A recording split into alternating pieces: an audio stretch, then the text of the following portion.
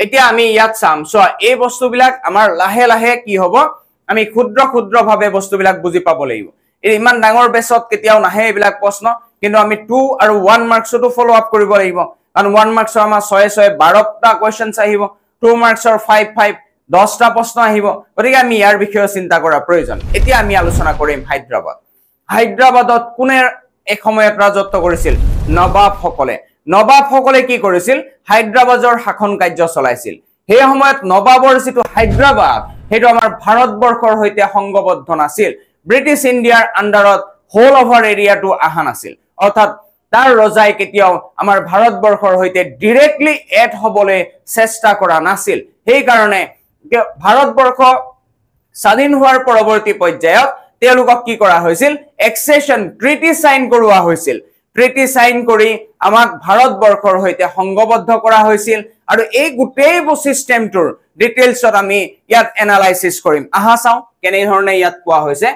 Hyderabad was the largest princely state of India under the rule of Nizam মানে নিজাম সকলে কি কৰিছিল ইয়াত শাসন কৰিছিল one of the world's richest person Nizam wanted Hyderabad to be an independent state নিজামে সদায় চিন্তা কৰিছিল যে কেতিয়াও হায়দৰাবাদ কি নহব ভাৰতবৰ্ষই হওক বা অন্যান্য ৰাষ্ট্ৰই হওক কোনো ৰাষ্ট্ৰৰ হৈতে সংগবদ্ধ বা কোনো ৰাষ্ট্ৰৰ হৈতে জয়েন্ট নকৰে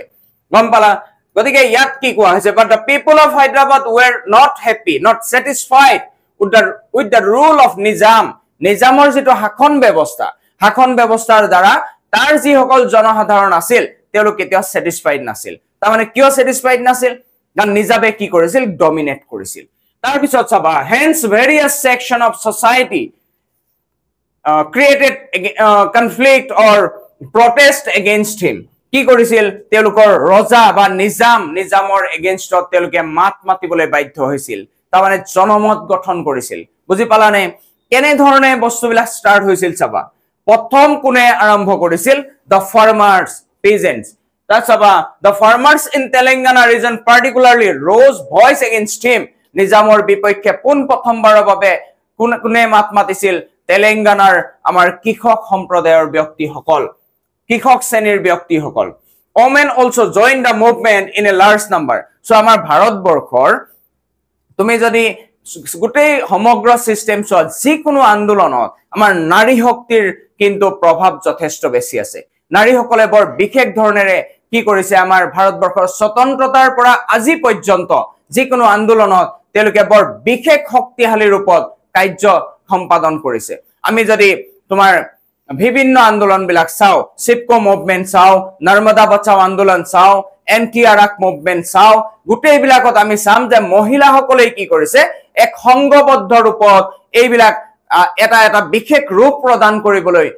বাধ্য কৰাব পাৰিছে গতিকে ইয়াতো কি হৈছিল হায়দৰাবাদো ইয়াৰ বাহিৰত নাছিল হায়দৰাবাদতো মহিলাসকলে ষ্ট্ৰং ভয়েস ৰেইজ কৰিছিল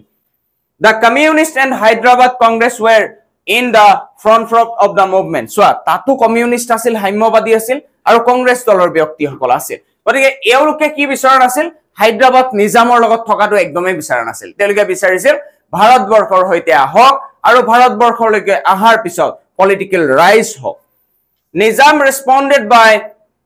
unleashing Razakars paramilitary force on people. Etia, what do you mean by Razakars? Razakar no ki asil? So Nizame agor pora chinta kori loisil not to join any other country. কোনো ধৰণৰ ৰাষ্ট্ৰৰ হৈতে join নকৰো সেই কাৰণে তেওঁ এটা নিজৰ paramilitary force start কৰিছিল আৰু তাক নামকৰণ কৰিছিল ৰাজাকাৰ নামেৰে আৰু এই paramilitary force highly trained আছিল তাৰ মানে তেওঁ এই কাৰণে ট্ৰেইন কৰিছিল যদি কিবা কাৰণে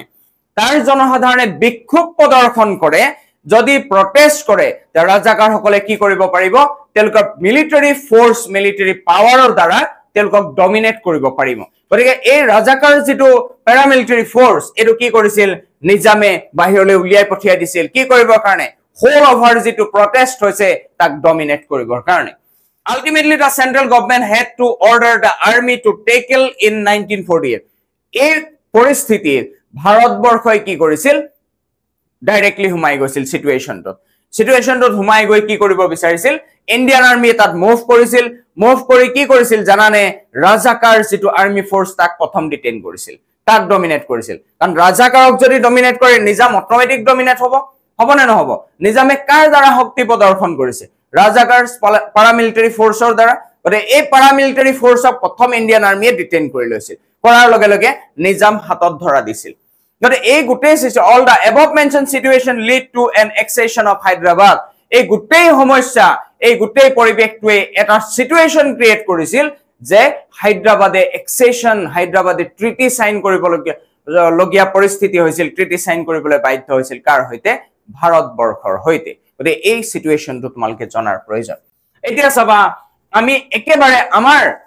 অসম নামৰ ৰাজ্যখনৰ য'ত আমি বসবাস কৰি আছো আমি য'ত আমাৰ বাসস্থান তাৰ কাষৰে এটা অঞ্চলৰ বিষয়ে আমি পঢ়িম এই ইয়াত এনেকুৱা সিগনিফিকেন্ট আমি ইয়াত যিখিনি পঢ়িম এইখিনি আমাৰ কিতাপত থকা ইয়াৰ উপৰি মই কিতাপত নথকা বহুতো কিছুমান কথা তোমালোকক এই ৰাজ্যখনৰ বিষয়ে স্পষ্ট আকাৰে ইয়াত ক'বলৈ চেষ্টা কৰিম গতিকে চাই থাকা চাবা যে ইয়াত কি কৈছে মণিপুৰ এক্সেছনৰ কথা কৈছে মণিপুৰতো এসময়ত ৰজাৰ দ্বাৰা শাসন কাৰ্য চলি আছিল হয় নে নহয় আমাৰ নিচেই কাষৰত থকা এখন ৰাজ্য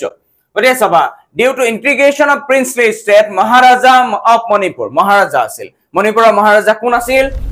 বুধচন্দ্ৰ সিং গম পালা বুধচন্দ্ৰ সিং আছিল মণিপুৰৰ মহাৰাজা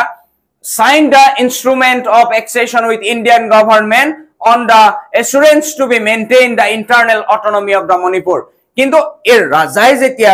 যেতিয়া আমাৰ লগত ট্ৰিটি সাইন কৰিছিল ইণ্ডিয়াৰ লগত কিন্তু ৰজাই এটা বস্তু স্পষ্ট ৰূপত ৰিফ্লেক্ট কৰাব বিচাৰিছিল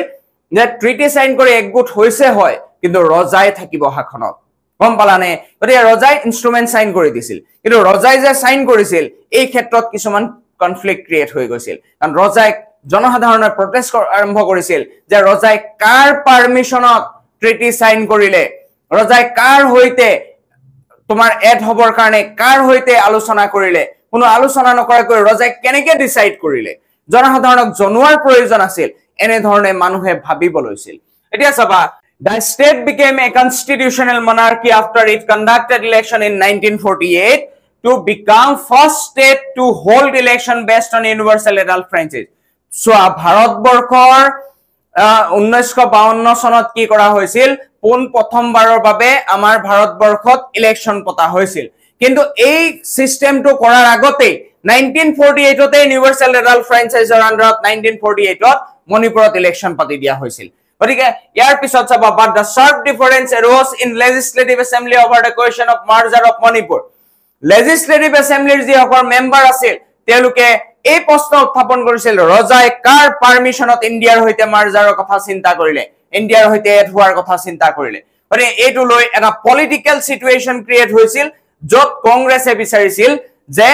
ভাৰতবৰ্ষৰ হৈতে মিলিত হ'ব লাগে পলিটিক্যাল পাৰ্টিৰ পাৱাৰ আহিব লাগে ৰজা কি হ'ব লাগে কেৱল মাত্ৰ সাংবিধানিক মৰ্যাদাৰে থকা এজন ব্যক্তি হ'ব লাগে গতিকে এইটো লৈ এটা সিচুৱেশ্যন হৈছিল এতিয়া চাবা আমি ইয়াত 2024 এটা কথা তোমালোকক কও 2024 ত মণিপুৰত আকৌ এটা বিদ্ৰোহ আৰম্ভ হৈছিল যেটো বিদ্ৰোহত প্ৰায় 221 জন ব্যক্তিৰ মৃত্যু হৈছিল প্ৰায় 4500 জন ব্যক্তি কি হৈছিল ইনজুৰ্ড হৈছিল 1000 ব্যক্তি হেৰাই যোৱা বুলি কোৱা হয় গতিকে এই ধৰণৰ এটা গভৰ্ণমেণ্টে অৰিয়েন্টেশন কৰি ৰূপ উলিয়াইছিল কিয় এই বস্তুৰ সৃষ্টি হৈছিল জানানে মণিপুৰত দুটা সম্প্ৰদায়ৰ ব্যক্তি আছে মেইটি আৰু কুকি তেওঁলোকৰ মাজত সাম্প্ৰদায়িক সংঘৰ্ষৰ সৃষ্টি হৈছিল আৰু এই সাম্প্ৰদায়িক সংঘৰ্ষৰ ফলত কি হৈছিল তাত এক বৃহৎ আন্দোলনৰ সৃষ্টি হৈছিল যত দুইটা সম্প্ৰদায়ৰ মাজত কমিউনেল ৰায়ট সাম্প্ৰদায়িক সংঘৰ্ষ হৈছিল যত যেটো বস্তু মেইনটেইন কৰিবৰ কাৰণে সেন্ট্ৰেল গভৰ্ণমেণ্টে ডাইৰেক্টলি প্ৰেছাৰাইজ কৰি কন্ট্ৰোল কৰিব পৰা নাছিল বহু সময় প্ৰয়োজন হৈছিল বহু সংখ্যক লৰা ছোৱালীৰ মৃত্যু হৈছিল এনে ধৰণে এই সিচুৱেশ্যন আছিল বৰ্তমান অৱস্থাত তাত কি হৈছে সিচুৱেশ্যন আন্ডাৰ কন্ট্ৰোল বুলি কোৱা হয় গতিকে এই গোটেই বস্তুবিলাক আমি জনাৰ প্ৰয়োজন কিয় কাৰণ আমাৰ চ্যালেঞ্জেছ অফ নেশন বিল্ডিংত টিল ডেট আজি পৰ্যন্ত প্ৰত্যাহ্বানৰ সন্মুখীন হ'ব লগা হৈছে ভাৰতবৰ্ষ বিভিন্ন ক্ষেত্ৰত এই প্ৰত্যাহ্বানসমূহে আমি এই চেপ্টাৰটোত পঢ়িব লাগিব গতিকে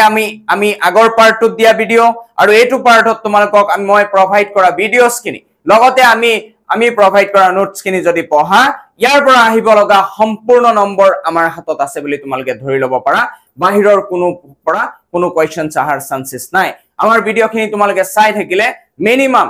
100% বুলি কোনো ক'ব নোৱাৰে 1 মাৰ্কছ খিনি অলপ ইফাল হোৱাৰ চান্সেছ থাকে 95 প্লাস কমন কোৱেশ্চনছ আমাৰ পৰাই আহিব ধন্যবাদ